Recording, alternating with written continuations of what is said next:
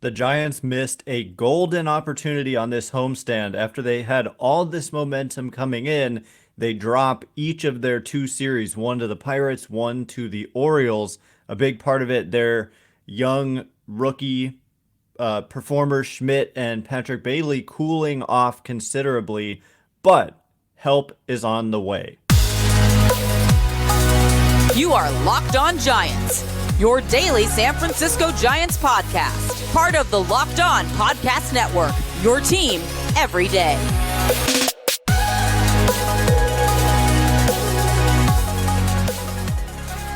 Hello and welcome to Locked On Giants, part of the Locked On Podcast Network, where it's your team every day. My name is Ben Kaspick, and on this show we provide daily episodes Monday through Friday, talking about the San Francisco Giants in a way that's data-driven and rational, but also simple, passionate, and accessible to all. I'm a former contributor for the baseball statistics and analysis websites Beyond the Box Score and Rotographs. I've been podcasting about the Giants since 2015, and I'm a lifelong fan. Thank you for making Locked On Giants your first listen every day. We're free and available wherever you get podcasts, including YouTube. Check us out there if you have not already, and please hit that subscribe button if you're watching on YouTube. This episode is sponsored by BetterHelp. BetterHelp connects you with a licensed therapist who can take you on that journey of self-discovery from wherever you are. Visit betterhelp.com/lockedonmlb today to get 10% off of your first month. And coming up on today's show, we are going to be discussing how it was a very disappointing homestand for the San Francisco Giants, mostly considering that they were riding such momentum. And it was like, I mean, I remember saying after they won that first game against the Pirates of the series that it was just an opportunity to stop this game where they're around 500, a little above, a little below. I mean, most of the season they were just below, but they got above, and it was an opportunity to just take off and get away from that 500 mark. But instead, they lose the next two to the Pirates, and then, I mean, they win 14-4 in game one. And then for me, as I said later on in the week, the second game where they lose 2-1 was the game that got away. And I will say the same thing about this Baltimore series. They lose the first game 3-2, and that was the one that got away. They have a great start by Alex Cobb in game two and win 4-0, and then they kind of get blown out in the third game. But twice they were facing, the first game against the Orioles, it was a Logan Webb start, and the Giants had the pitching advantage, the starting pitching advantage, but they just couldn't kind of capitalize, just like they couldn't in that one-run game against the Pirates.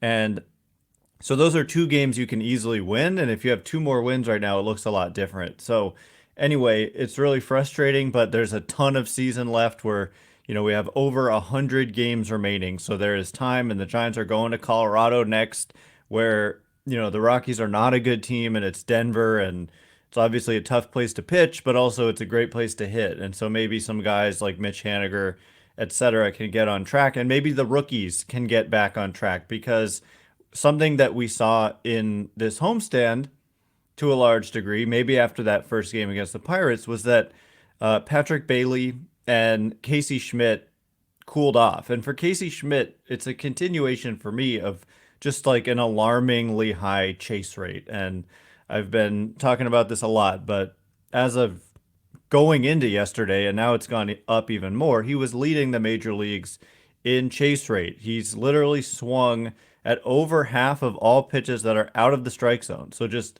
if you tell me this pitch is going to be out of the zone, there's more likely than not, Casey Schmitt will swing at it.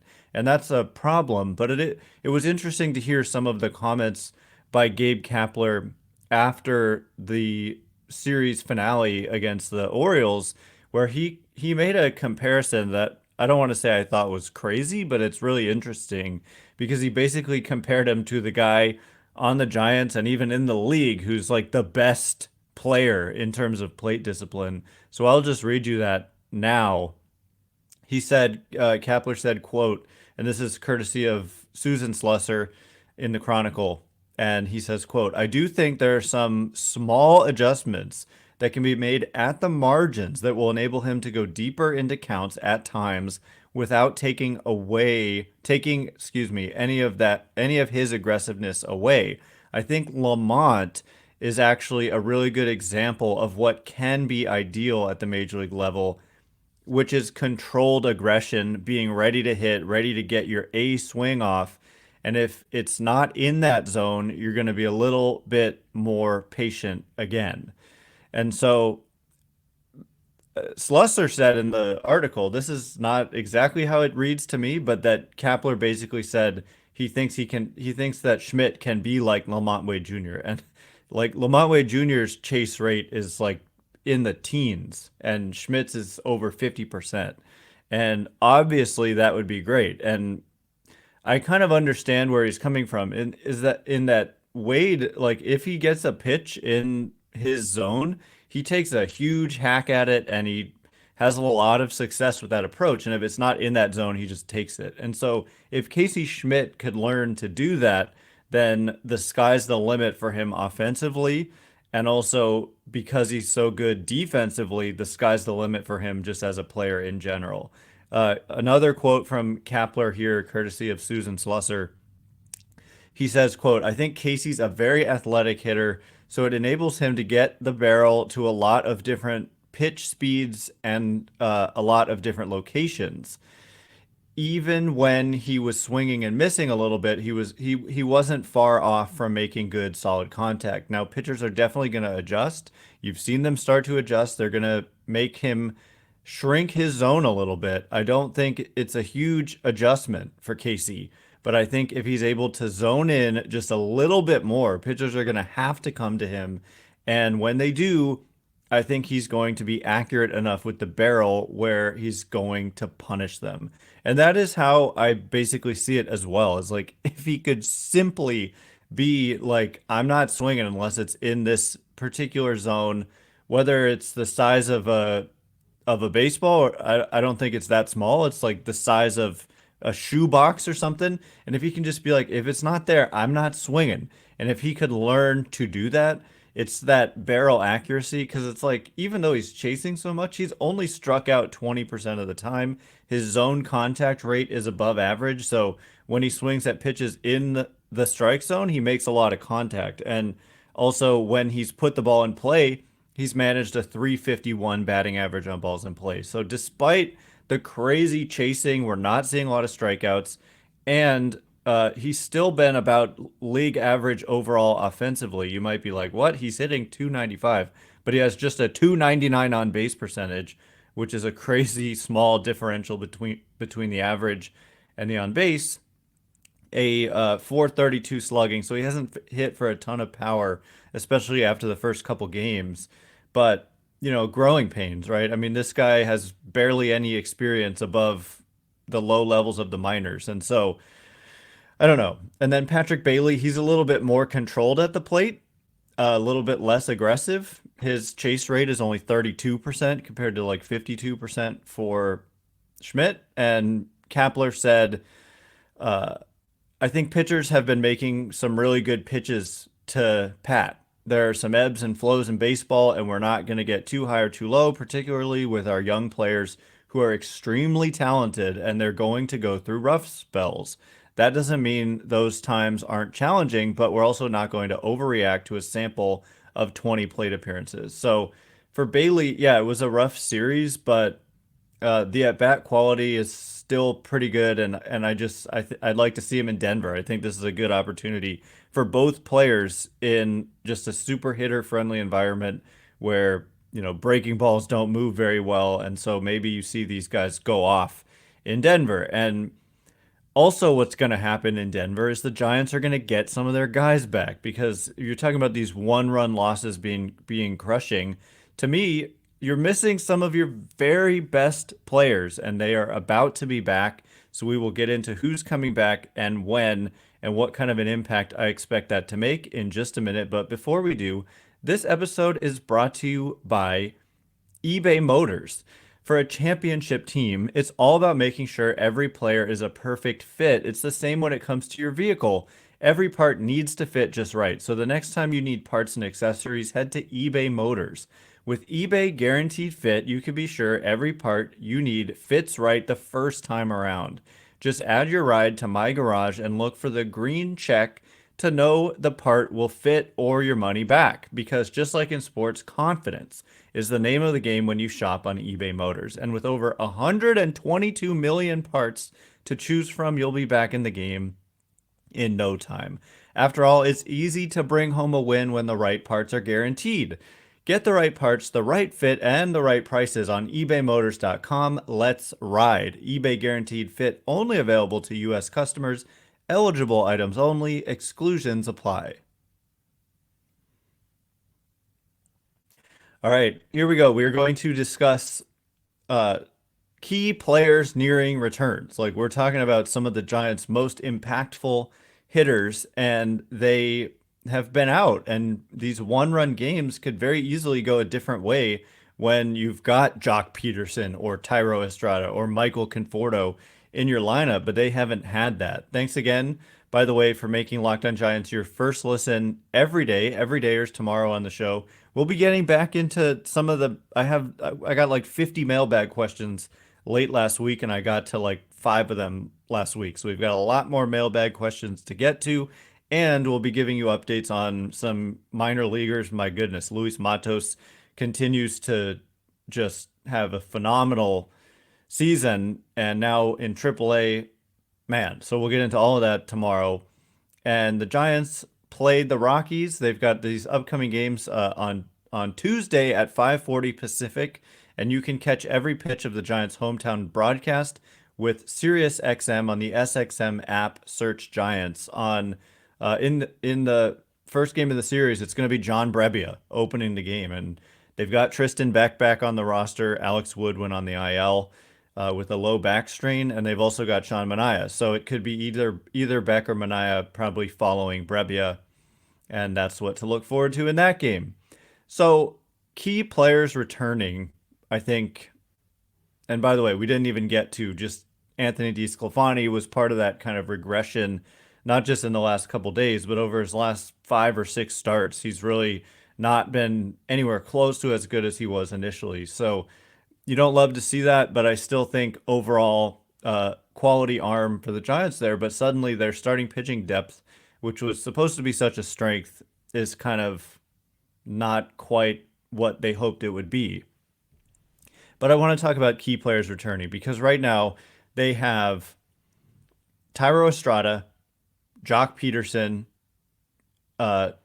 and Joey Bart on the injured list. And in addition, Michael Conforto, he's not on the injured list, but he hasn't been playing with a heel injury that thankfully turned out to be less serious than they feared initially. He had an MRI and it came back clean, but he wasn't able to play for at least was it a lot of games. I mean, a handful of games there. He wasn't able to play. And so to miss Conforto, Estrada, and Pederson, those are like Giants didn't face many, if any, left-handed starters, and so yeah, maybe Pederson's not making as much of an impact in a game started by a lefty, but uh,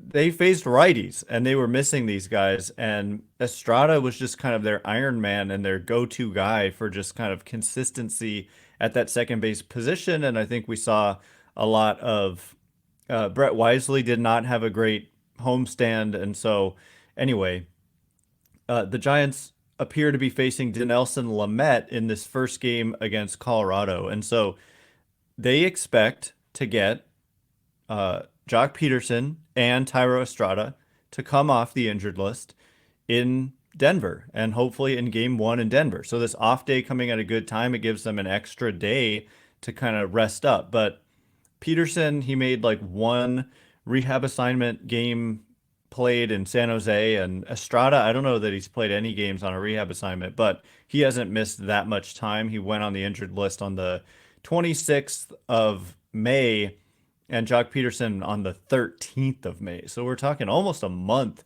for Joc Pederson, and these are key guys in the lineup. And so I just expect that if you suddenly have Estrada back and you have Pederson back and Joey Bart, it remains like a big mystery to me if he's going to even be on the major league roster because They've got obviously Patrick Bailey. They've got Blake Sable. You might think, okay, well, Sable hasn't done great defensively at catcher, but then where does he fit if he's not playing any catcher? You might say DH, but then Pederson's coming back. You might say outfield, but you've got a full outfield as it is. We can't find space for Luis Matos, who's tearing it up in AAA and looking like a potential stud, and there's not really room for him. And so some of you might be saying Mitch Haniger, but it's more complicated than that because they gave him a 3-year, $43 million contract or so, and he's got a long track record of being a plus hitter. And actually, over his last 50 plus plate appearances, he's kind of been his old self, although he had a rough last couple games against the Orioles. But at full strength with Wade, Estrada, Davis, Conforto, Haniger, Pederson, and then you mix in Yastrzemski, of course, as well, who missed a game with a side injury that they don't think is very serious. And then the rookie Schmitt, Bailey, Crawford in the mix, Slater in the mix, Flores in the mix. So it's kind of Bryce Johnson and Brett Wisely who are probably the roster casualties there for Joc Pederson and for Thairo Estrada. And at full strength, I just think it's a quality lineup and an offensive kind of side of the ball. And so to get those guys back and to be in Denver, if those guys come back, which I think the expectation is that they will, I wouldn't be surprised if the Giants just go off offensively in this series. And it's probably the perfect place for Mitch Haniger, who, I think he's had trouble with kind of breaking balls. He's really hit fastballs well this season, but breaking balls and off-speed pitches have given him trouble. Well, in Denver, those pitches don't move as well. And so it's probably a really good place for him to hopefully kind of get on track and maybe hit some homers and get things going offensively. So it's key. I mean, the Giants have the depth that you don't so much notice when they're missing these guys. Like, they're still able to put together lineups that look major league caliber, even if not like great. But having them back makes it look really good, and those guys are close to coming back. And so, and hopefully Conforto, who didn't go on the IL, is able to just ease back in as well. So that's going to be huge. And the day off, I guess, coming at a good time. So coming up in just a minute, there was a quote, not just a quote. Farhan Zaidi, he went on the radio and he had something very interesting to say about the upcoming trade deadline, which is about 2 months away. But still, he said, somebody asked me the other day, do you think the Giants are going to be buyers or sellers? And I said 100% buyers. And Farhan Zaidi, does he agree or disagree? We'll get into what he said in just a minute. But first,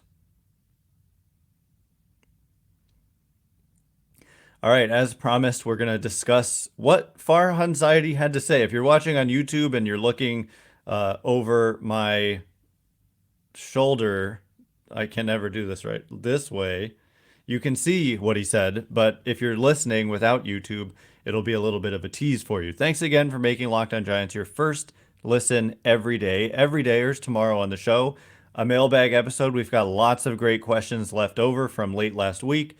And then updates on minor leaguers. How's Kyle Harrison doing? How close is he? What about Keaton Winn, Luis Matos, Vaughn Brown? Just so many minor league updates to give, and also just general questions to get to. The Giants play the Colorado Rockies in their next game on Tuesday at 5:40 Pacific. Dinelson Lamet, who's not had a ton of success. This is a series, if you want to be a serious contender, this is a series you got to win. I mean, I always say that, and it's like, it's so early. You have 100 plus games left. There's no must-win games at this point, but just go out there and win a series. And so game one will be critical. Get that first win out of the way, and then it puts you in a much better position moving forward. So anyway, you can catch every pitch of the Giants' hometown broadcast with SiriusXM on the SXM app. Search Giants. So what did Farhan Zaidi had to say? Well, he joined this radio show with Jim Bowden on MLB Network Radio. It was the award-winning front office show. And Farhan Zaidi said that he envisions the Giants will be, quote, aggressive at this year's trade deadline to try to get them into the playoffs.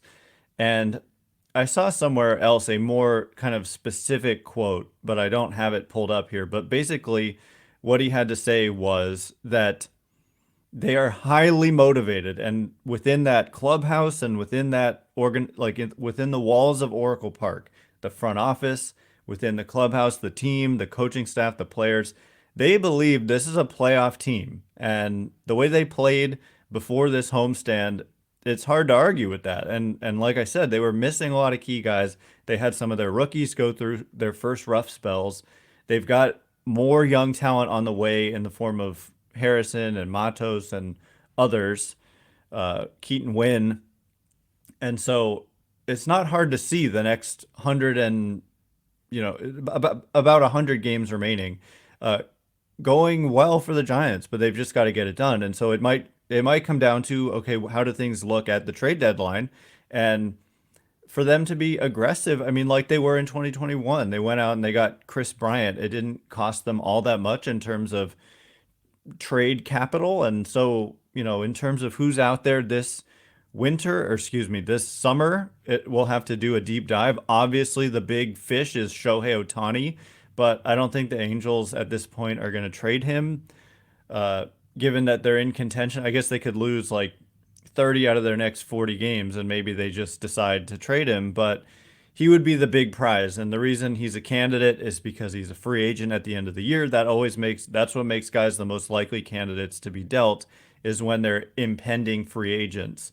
But those who think the Giants should be selling, I mean, there's a case to make that you make some moves that I alluded to this the other day, but like the move they made last year to quote sell Darren Ruff to the Mets was also a buying move, and that it was what a heist that ended up being. They got JD Davis and three prospects in return for Darren Ruff, who, look, I love Darren Ruff and he was a great Giant, but JD Davis has ended up being much better and one of the Giants' best players and like looking like an all-star.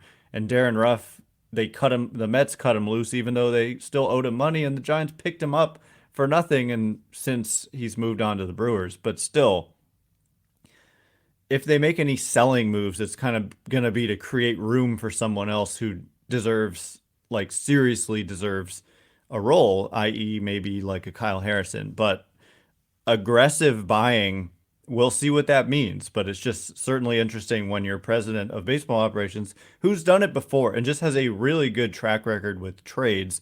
I know everyone freaked out about Prelander Baroa, but still the guy he's not considered a top prospect by prospect evaluators, and Donovan Walton was hurt when he was here and blah, blah, blah. I just think it's ridiculous to get too worked up about that trade at this point. Baroa looks to me like a reliever. He has serious command issues, and so we'll see. But the track record of Farhan Zaidi in trades has been really, really good. I mean, I mentioned the JD Davis, Darren Ruff trade.